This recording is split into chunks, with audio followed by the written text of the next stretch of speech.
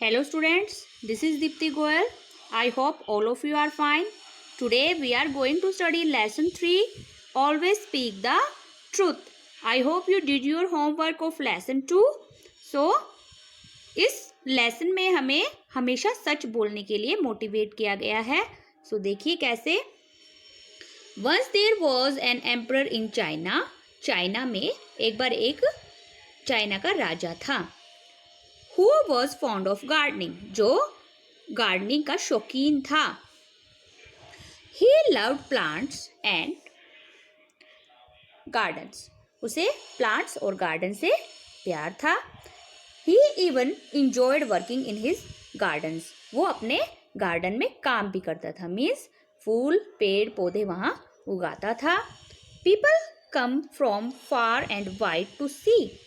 लोग दूर दूर से आते थे उसे देखने के लिए. हिज ब्यूटीफुल गार्डन, जो उसका सुंदर गार्डन था, उसे देखने के लिए. It was a custom in that kingdom that every emperor had to choose the next one. Custom रिवाज, राज्य में. किंगडम मीन्स राज्य. राज्य में रिवाज था कि हर एक राजा जो है अपना उत्तराधिकारी चुनता था. The emperor was growing old.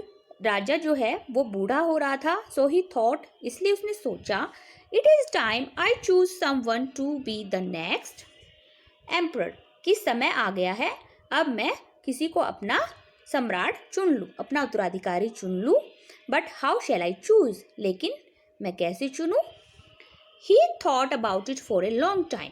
काफ़ी लंबे समय तक उसने सोचा. As he walked through the garden full of lovely flowers. जैसे वो गार्डन में टहल रहा था, उसने काफी समय तक इस बारे में सोचा.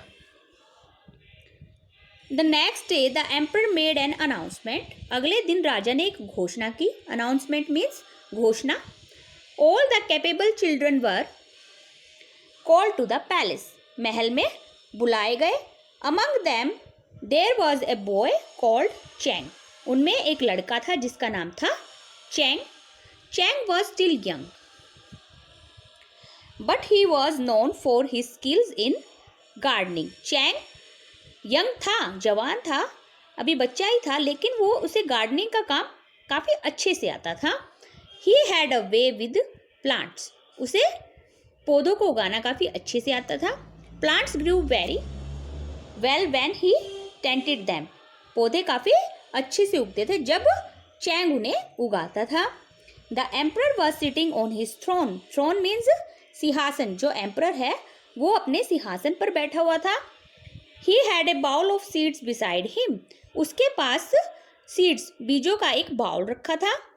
He called each child turn by turn and gave each of them a seed and a pot. उसने हर एक बच्चे को बारी बारी से बुलाया. टर्न बाय टर्न, बारी बारी से बुलाया और हर एक को एक बीज और एक पॉट दिया, एक गमला दिया. He told the children, उसने बच्चों को बताया, fill the pit with soil. soil मिट्टी, मिट्टी से भरो. and sow the seed in it. और उस पॉट के अंदर वो बीज बो दो. take good care of it and come back after one. इसकी देखभाल रखना और after a year, एक साल के बाद वापस आना. Whoever shows the best results will be the next emperor. जो भी मुझे अच्छा रिजल्ट देगा उसे ही मैं अगला राजा बना दूंगा. देखिए पार्ट 2 आ गया. All the children went back home with their pots. अपने अपने पॉट को लेके सभी बच्चे घर चले गए. Chang too came home and made good mixture of soil. Chang भी घर आया और उसने एक मिट्टी का अच्छा मिक्सचर बनाया. He filled the pot carefully. उसने पॉट को सावधानी से भरा.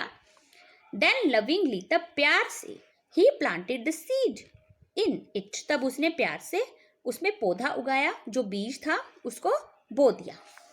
And watered it, और उसे पानी दिया. He watered the seed every day and waited for the seedling to come up. वो उस बीज को डेली, एवरीडे, हर दिन पानी देता और उसके जो अंकुरित बीज के निकलने का वेट करता, इंतजार करता. Week pass, 2 week pass, but nothing happened.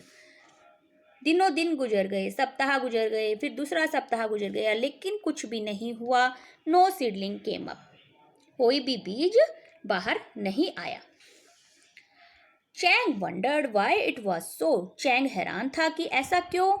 He change the soil in the pot. उसने जो बर्तन में पॉट के अंदर मिट्टी रखी थी उसको भी चेंज करके देखा। Still nothing grew out. फिर भी कुछ नहीं निकला। Of the seed. बीज से बाहर कुछ भी नहीं निकला। Chang tried to find a better place for the pot. उसने एक अच्छा जगह बदल के देखी। Where it could receive the morning sun. जो सुबह का सूर्य है वहां की किरणें जा सके। Then another where it would get hot sun during the day. जहां पर सूर्य की जो दिन की रोशनी है वो जा सके। Nothing helped. He could not get any help. कुछ भी नहीं हुआ, उसे कोई भी मदद नहीं मिली उसके प्रयासों से।